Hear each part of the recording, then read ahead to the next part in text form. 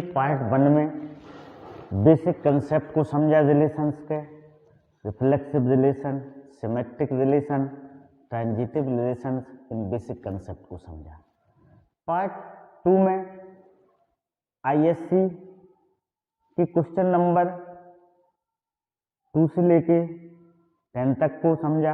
अब पार्ट 3 में हम क्वेश्चन नंबर 11 से लेके 15 तक को समझेंगे। 11 आंसर ट्रू और false. The relation is congruent to in a set of triangle is transitive relation. हमें बताना है कि सेट ऑफ ट्रायंगल में, किसी प्लेन में सेट ऑफ ट्रायंगल्स है, इज कॉन्ग्रुएंट टू ट्रांजिटिव है। ओके, कोई भी ट्रायंगल अपने आप में इटसेल्फ में कैसा होता है, कॉन्ग्रुएंट होता है, तो क्या हो जाएगा, रिफ्लेक्सिव रिलेशन हो जाएगा। अब सपोज करो A comma B belong to R, इससे क्या इंप्लाई होता है, इससे इंप्लाई होता है triangle A is congruent to triangle B. तो इससे हमें इंप्लाई होता है कि triangle B is also a congruent to A, तो B comma A is also belong to relation, hence it is symmetric. अब हम ट्रांजिटिव को लेते हैं। सपोज करो A comma B belong to R, B comma C belong to R. अब A comma B belong to R क्या imply करता है, इंप्लाई करता है कि triangle A is congruent to triangle B, and B comma C belong to R क्या imply करता है, triangle B is congruent to triangle सी।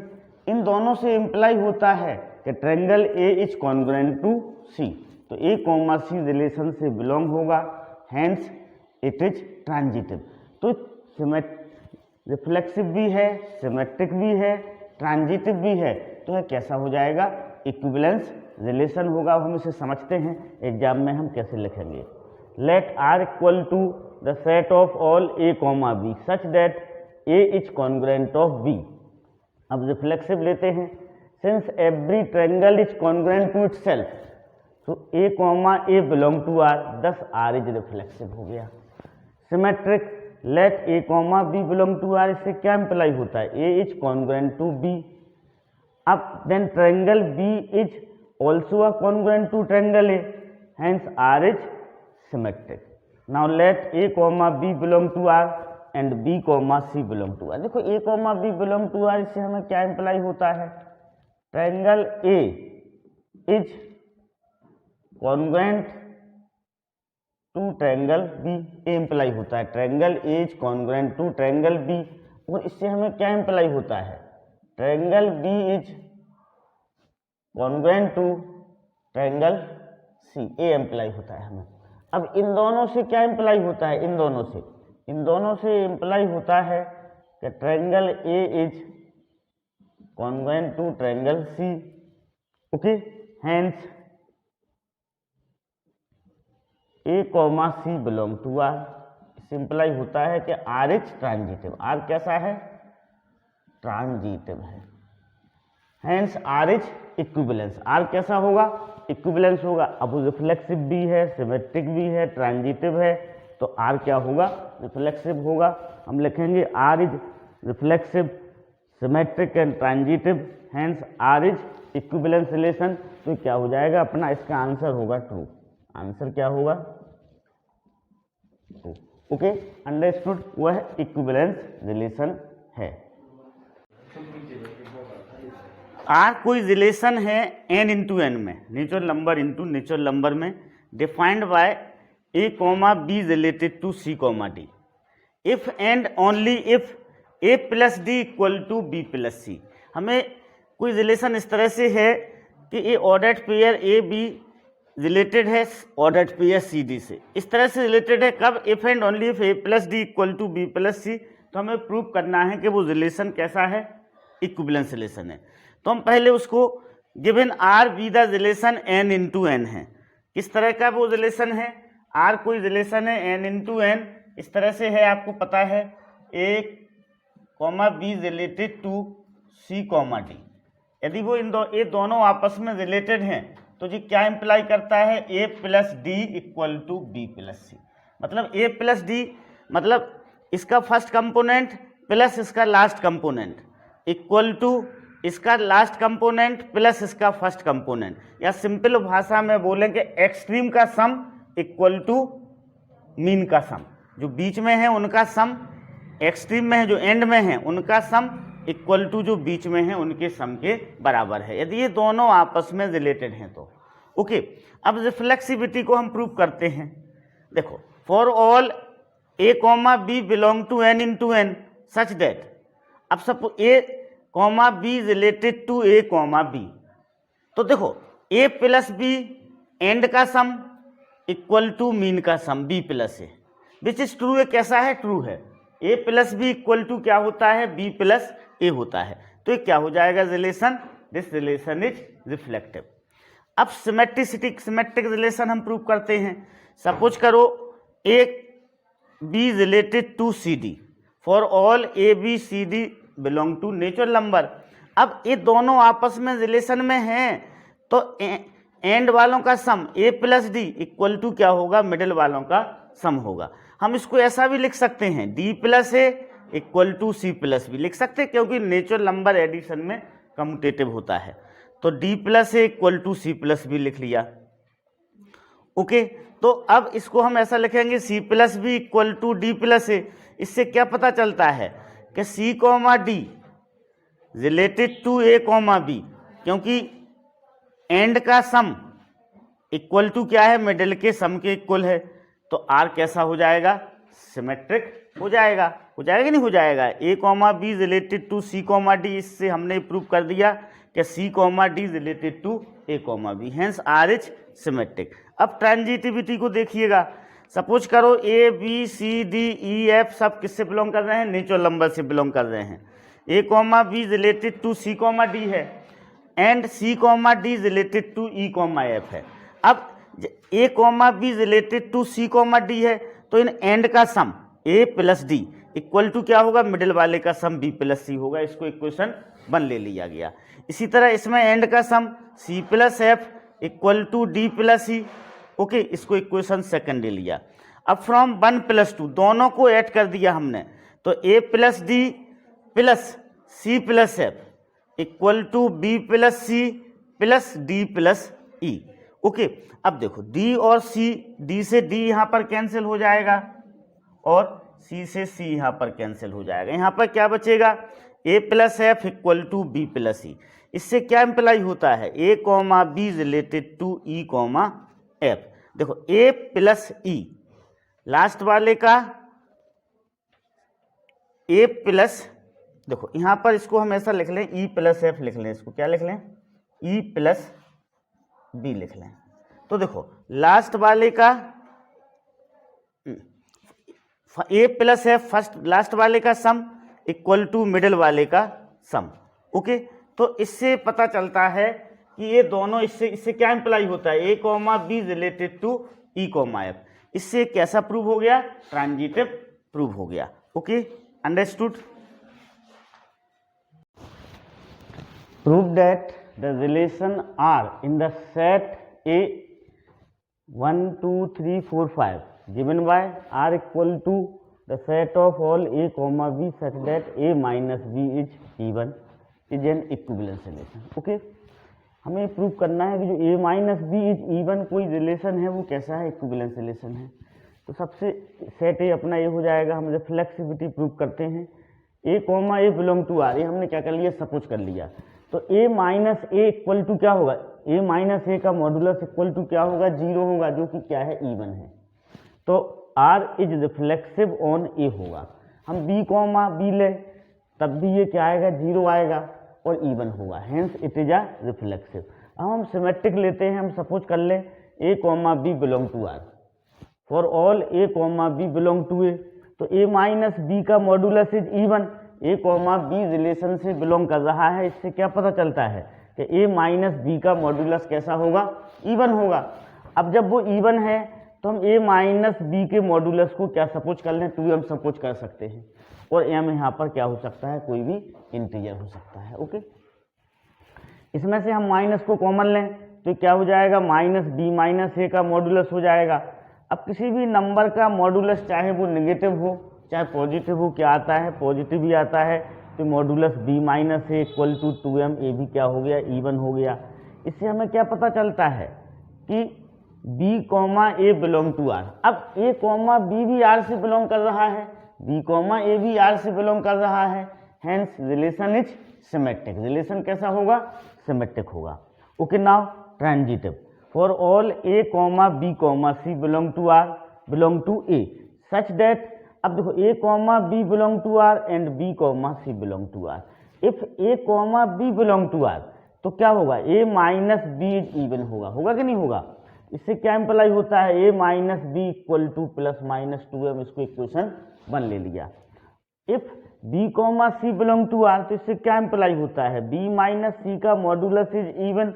ये क्या इम्प्लाई करता है, b minus C equal to plus minus 2n, equation second ले लिया। अब हम क्या करें, 1 प्लस 2 कर दें, क्या कर दें, 1 प्लस 2, 1 प्लस 2 करेंगे तो ये क्या हो जाएगा, a minus B plus B minus C equal to plus minus 2m plus minus 2n। ऐसा बनेगा कि नहीं बनेगा। अब देखो ये b से b कैंसिल हो जाएगा, तो a minus C equal to हो जाएगा plus minus 2m plus 2n। अब देखो 2m भी इवन है, यहाँ पर 2m भी इवन है, 2n भी इवन है, तो दोनों क्या होंगे, दोनों का सम भी क्या होगा, इवन होगा। तो a माइनस सी क्या होगा, इवन होगा, a माइनस सी क्या होगा, इवन होगा। तो a माइनस सी का मॉडुलस, a माइनस सी का मॉडुलस इज ऑल्सो इवन। कैसा होगा, a माइनस सी का मॉडुलस इज ऑल्सो इवन। इससे क्या इम्प्लाई होता है, इससे इम्प्लाई होता है कि a comma C belong to r। a comma C किससे बिलोंग कर रहा है, r से बिलोंग कर रहा है, रिलेशन से बिलोंग कर रहा है। तो वो रिफ्लेक्सिव भी हो गया, सिमेट्रिक भी है और ट्रांजिटिव भी है। Hence this relation is equivalence relation. क्योंकि देखो हमने रिफ्लेक्सिव भी प्रूव कर लिया, सिमेट्रिक भी प्रूव कर लिया और ये ट्रांजिटिव भी रिलेशन है। कैसा है, ट्रांजिटिव है। तो hence this is equivalence relation. Okay, let I be the set of all integers. I कोई सेट ऑफ इंटीजर है, आई कोई रिलेशन है कि ए रिलेटेड टू बी है, तो वो क्या इम्प्लाई करता है, A plus B is an even integer. तो ये प्रूव करना है हमें कि वो है कैसा है, इक्विवेलेंस रिलेशन है। ओके, अब सपोज करो यहाँ पर ए रिलेटेड टू ए है, तो इससे क्या इम्प्लाई होता है, A plus A equal to 2a। Natural बात है, यहाँ पर 2 का इंटू हो गया तो ये कैसा होगा, इवन इंटीजर होगा। कैसा होगा, इवन इंटीजर होगा। तो a comma A belong to क्या हो जाएगा, r हो जाएगा, means it is a reflexive. अब हम सिमेट्रिक प्रूव करते हैं for all a comma B belong to i such that a comma B belong to r। इससे क्या इम्प्लाई होता है, a plus B is an even integer. जब a plus B even integer है तो b plus ए भी कैसा होगा, इवन इंटीजर होगा। So b plus A is an even integer, this imply b comma A belong to r। Hence it is symmetric. कैसा है, it is symmetric है। Relation कैसा हो गया, सिमेट्रिक हो गया ऑन आई। आई में यह कैसा होगा, सिमेट्रिक होगा। अब ट्रांजिटिव पे आते हैं। सपोज करो for all A B C belong to I such that A B belong to R and B comma C belong to R. अब देखो now A comma B belong to R, तो इससे क्या imply होगा, A plus B is an integer. तो हम यहाँ पर a प्लस बी को क्या कर लें, 2m सपोज कर लें, और m क्या है, कोई यहाँ पर इंटीजर है। Now b comma C belong to r, इससे इम्प्लाई होता है b plus C is an even integer. तो हमने क्या किया, b प्लस सी को 2n सपोज कर लिया, लेट कर लिया यहाँ पर, और यहाँ पर m और n क्या हैं, m और n यहाँ पर इंटीजर हैं। अब देखो हम a प्लस b इन सबको ऐड करते हैं। पहला वाला क्या है, a प्लस बी, दूसरा वाला b प्लस सी, इनको ऐड किया तो क्या आया यहाँ पर, 2m प्लस 2n आया। दोनों को ऐड करने पर 2m प्लस 2n आया। अब हमें क्या चाहिए है, a प्लस सी चाहिए है। हमें ये प्रूव करना है कि a प्लस सी क्या है, इवन इंटीजर है। यदि ये प्रूव हो जाता है कि a plus C even integer है तो ये कैसा प्रूव हो जाएगा, ट्रांजिटिव प्रूव हो जाएगा। ओके, तो a plus C equal to क्या होगा, 2m plus 2n minus 2b हो जाएगा। क्या हो जाएगा, 2m plus 2n minus 2b। अब इसमें से हम 2 कॉमन निकाल लें, this is m plus n minus b। अब देखो यहाँ पर m भी इंटीजर है, n भी इंटीजर है और b भी इंटीजर है। इंटीजर का हम इंटीजर से सम करेंगे तो हमें क्या मिलेगा, इंटीजर मिलेगा, और फिर इंटीजर का इंटीजर से माइनस करेंगे तब भी हमें इंटीजर मिलेगा, और इस इंटीजर का यदि हम 2 से मल्टीप्लाई करेंगे तो हमें क्या मिलेगा, इवन इंटीजर मिलेगा। क्या मिलेगा, इवन इंटीजर। तो इससे इम्प्लाई हो गया, क्या इम्प्लाई हुआ इससे, इम्प्लाई होता है इससे कि a plus C is an even integer. क्या है, इवन इंटीजर है। a plus C is an even integer, a plus C is an even integer, hence r is transitive. r कैसा है, ट्रांजिटिव है, hence r is transitive on i। r कैसा है, transitive है on i। अब r reflexive भी है, symmetric भी है, ट्रांजिटिव भी है, hence r is equivalence relation. क्योंकि वह रिफ्लेक्सिव भी है, सिमेट्रिक भी है, ट्रांजिटिव है, hence r is equivalence relation. Okay, understood. Let I be the set of integer and R कोई रिलेशन है, इस तरह से डिफाइन है वो relation x, y such that x y belong to I and x minus y is divisible by 11।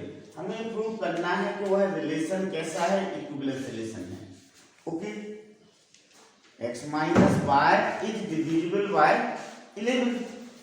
तो x, x relation से belong होगा और all x belong to y, because x minus y is always divisible by 11। x minus y always divisible by कैसा होगा, 11 होगा, क्योंकि x minus x क्या आएगा, 0 आएगा, और 0 कैसा होता है, ऑलवेज डिविजिबल बाय 11 होता है, किसी भी नंबर से डिविजिबल होता है, तो वह रिफ्लेक्सिव होगा। अब सिमेट्रिक के लिए हम समझते हैं, सपोज करो x, y रिलेशन से बिलोंग कर रहा है, इससे क्या इंप्लाई होता है, x minus y is divisible by 11। तो इससे ये भी इंप्लाई होता है कि y minus x is divisible by 11, hence it is symmetric. Okay, now for all x belong to y, x minus x is divisible by 11। इससे imply होता है x, x belong to r, thus r is reflexive on i। Symmetric लेते हैं हम, for all x, y belong to i such that x, y belong to r। इससे क्या imply होता है, x minus y is divisible by 11। इससे ये भी इंप्लाई होता है, इसमें से हम माइनस कॉमन ले लें तो क्या हो जाएगा, minus y minus x is divisible bye. देखो x माइनस y 11 से डिविजिबल हो रहा है, तो y माइनस x भी क्या होगा, 11 से डिविजिबल होगा। So y, x belong to relation on I। Okay, belong to relation, किससे बिलोंग करेगा, रिलेशन से बिलोंग करेगा। तो इससे इंप्लाई होता है कि R इज सिमेट्रिक। R कैसा है, सिमेट्रिक है ऑन I। अब ट्रांजिटिव पे आते हैं, इस पे आते हैं transitive. For all x, y, z belong to I, such that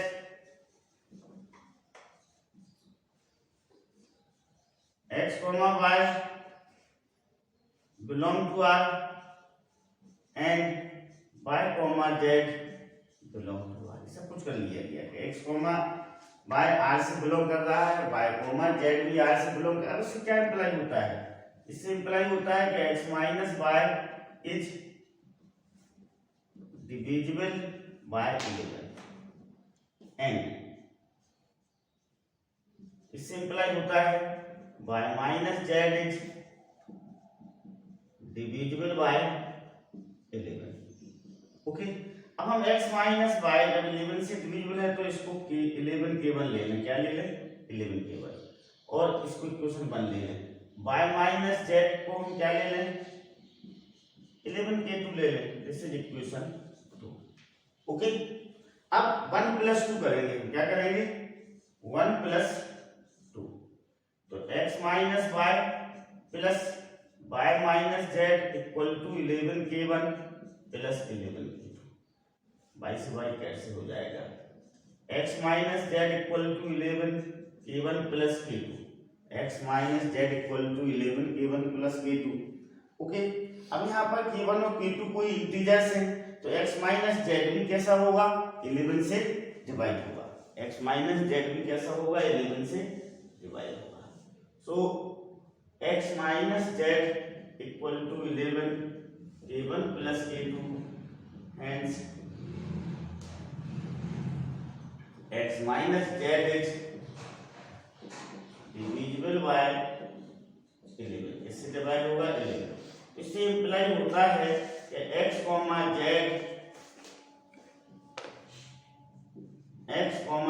belong to R। x, z किससे बिलोंग कर रहा है, R से बिलोंग कर रहा है। Okay, understood. Hence R is transitive. R कैसा होगा, ट्रांजिटिव होगा। अब R रिफ्लेक्सिव भी है, सिमेट्रिक भी है, ट्रांजिटिव भी है, hence R is equivalence relation. So R is equivalence relation, equivalence R कैसा होगा, इक्विवेलेंस रिलेशन होगा। क्यों होगा, क्योंकि वो रिफ्लेक्सिव भी है, सिमेट्रिक भी है और ट्रांजिटिव भी है।